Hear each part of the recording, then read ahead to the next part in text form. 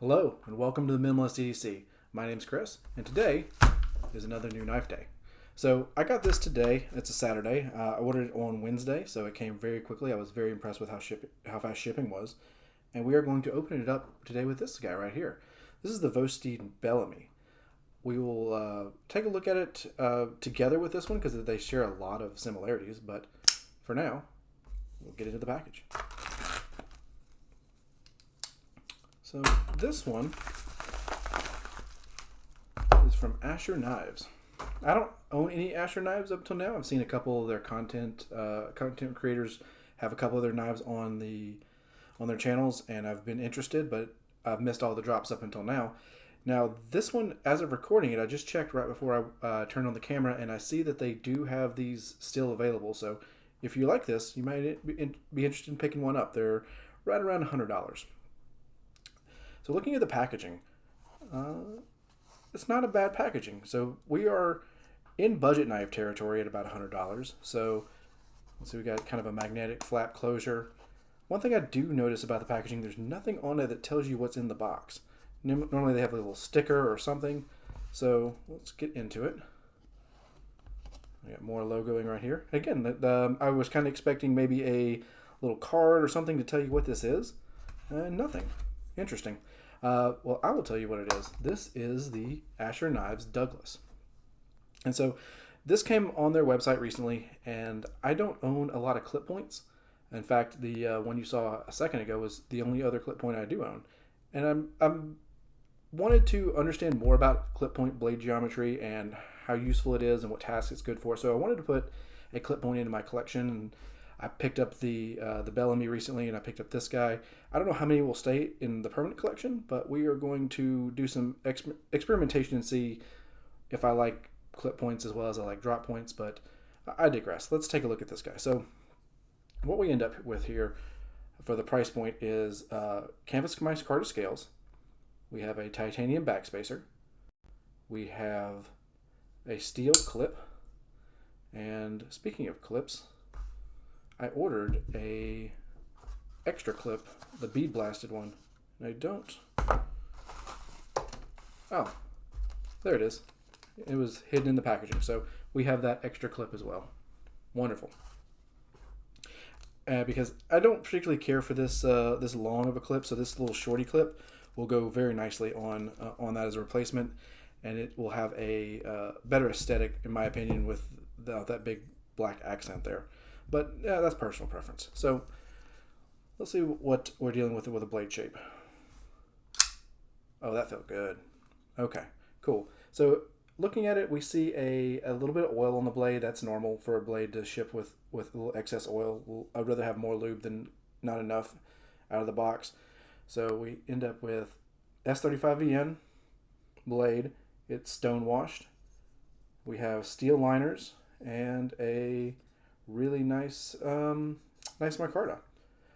There is a little steel insert here if you wanted to switch it around, so it is going to be lefty friendly. And we have a full fuller on both sides. Let's see if we can use that. Little bit, maybe user error. Let's see what we got. Yeah, it'll open with a fuller. I'm much more of a thumb stud person. But yeah, okay. So let's give you an idea of how big this guy is. I'll bring out our standard $2 bill. So we have the Douglas. We're going to put it next to the Bellamy, and then two more well-known knives. We got your Bug Out and Elementum. So you can see it falls into the realm of everyday carry type of knife. It is a little bit on the larger side for what I carry every day, but you know, to each their own and what your own personal preference and needs are. So the reason I wanted to bring out the Bellamy, because I've been getting used to that, and I'll have a video up on the channel soon. There is an issue with the audio and editing, so it's going to take a little bit longer to get that one out. But we have a very similar overall aesthetic here. We have micarta handles, we have a clip point blade, we have a fuller, we have multiple deployment mechanisms. I'm not going to get into this one too much because we're going to talk about it in another video, but it is a similar type of deal than this one. It just does it in a different way, where this one has a bigger flat grind, this one has a hollow grind, that type of thing. So look forward to a video on this guy soon. I really like it, but there's a few fatal flaws that are causing me some a little bit of concern. But back to the task at hand, the Douglas. First thing I notice is the blade graffiti. I do not like blade graffiti, and this is not as bad as it could be. It's not like Microtech or anything, but the Asher knives with the laurels could be on the backside if they wanted to put it on the blade. And I have seen some of their other models where they've migrated it to the pivot, and I do like that, where the pivot is less obtrusive than the blade. I do like the fuller. The fuller is nice and deep. You can get a nail nick in there to flick the blade out. The jimping is coarse. I don't understand the jimping, actually. So it's got jimping here. It's not a front flipper, so there's no need for it there. When it's open, I guess you could put your thumb here, but this is the more natural grip for me. And maybe someone with a different hand size, like I wear large size gloves, so choking back and putting my fingers here. And the jimping is even hidden. If you can see this, the jimping is hidden by the micarta scale, so you only have even access to half of it. It doesn't make a whole lot of sense of why it's there. If I was going to jimp this, I would put the jimping at least as far past the thumb studs as this, where you could actually put your thumb on it and use it. Could be aesthetically. I mean, Lord knows people have put jimping on blades for aesthetics in the past that were not useful. So we end up with a titanium backspacer. It looks like it's stonewashed as well. It's not as shiny as normal titanium, and we have a backspacer cut out with a standoff here for a lanyard, which if you're going to put a lanyard attachment site, please make it hidden. This is the best way to do it if you're going to do it at all. And then the hardware. The hardware does stick a little proud of the scale. So the scale is contoured. Let's see if we can see that here. It does have a nice contour over it, which I very much appreciate. However, that contouring leaves the hardware exposed, and so let's see if we can see this. It's higher on one side of the scale than it is on the other. So in practice, what that means is it's your hand rides up and then kind of gets caught in the grooves of the hardware. On the back side, it's not going to be as nearly as impactful as on the show side, but it is a thing. And for $100 knife, you're not going to get everything, right? We're still, in my definition of budget knife, we're still in the realm of the budget world. So I am going to nitpick a little bit on this, but it is not I'm not being derogatory. It's just there are things that could be done better. And so we have, and I'm not sure if I can have it see in there because it is very slim, but there is skeletonization in the liner. I appreciate that. Weight concern. Where do we end up? Balance point is about where it should be, right where your finger is going to go in. So this is going to be a comfortable blade all day. As far as ergonomics go, fairly comfortable. I can feel a hot spot here where this little gooseneck clip is, and that's why I think that, so you see how this has this deep bend in it? I don't like that type of clip. I much prefer this one. That's one of the reasons why I paid a little extra to get it. Like, it still has a gooseneck in it, but it's much more subtle, I suppose. And it doesn't have these two hot spots on either side of where the clip makes the detent with your pocket. And so this is what this is going to look like when I get done with it. And so when I do the maintenance and disassembly video, that's when I'll attach this, and you'll see how that looks, and we'll talk about it then. But as far as the clip goes, I do appreciate this hole to have access to the screws. That is nice. There's some companies that make that a bit of a pain in the butt to get into those screws. Speaking of screws, it looks like we have, is this T8? Grab a T8 bit real quick. That is T8. That is T8.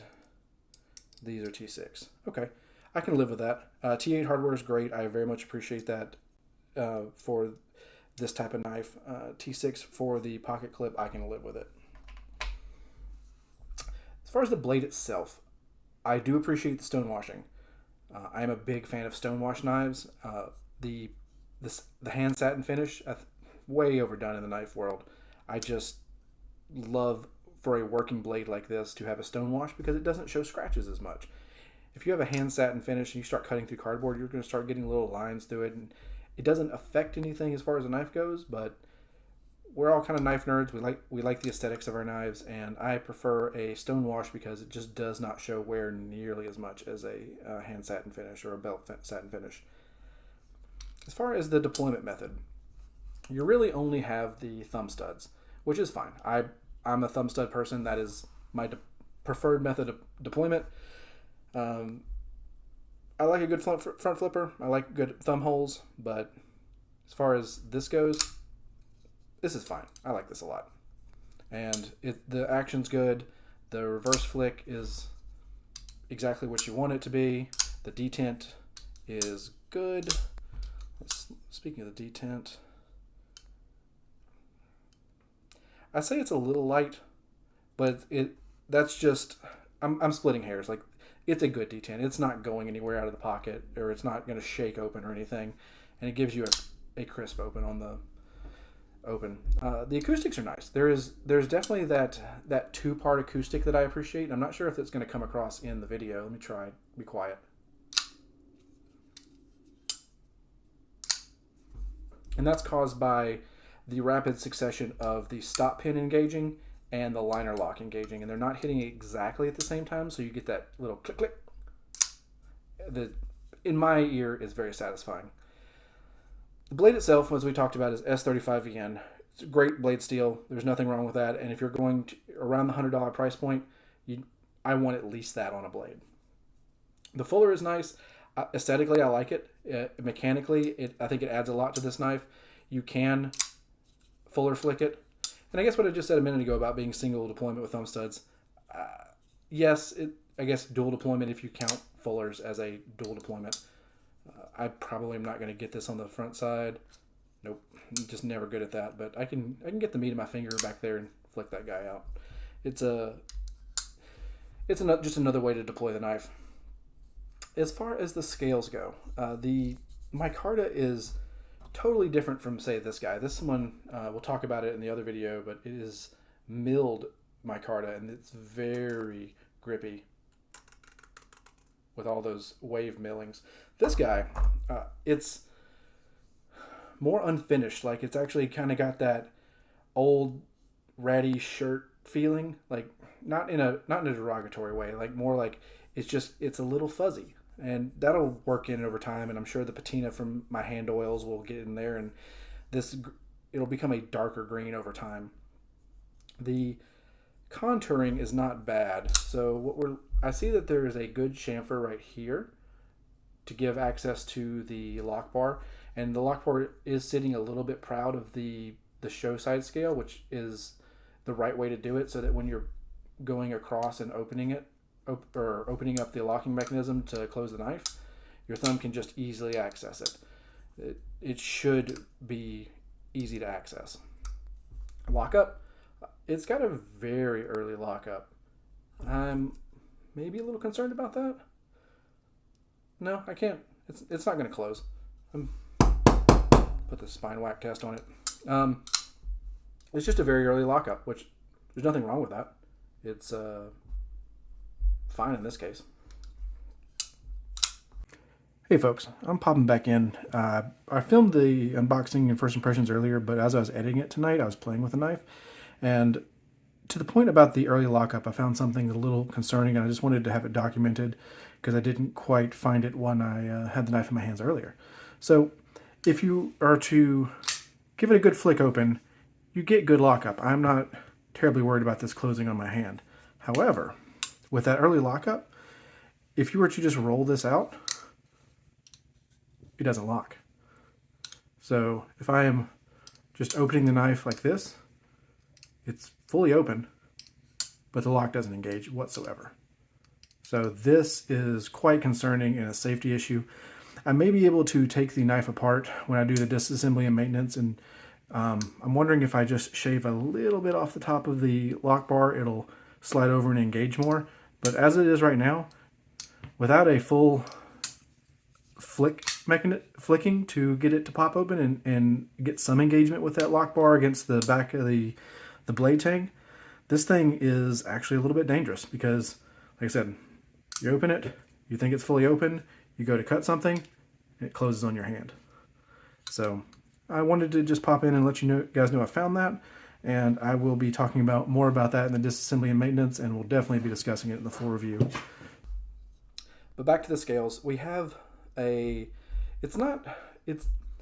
feels like it's been sanded. So this isn't sharp.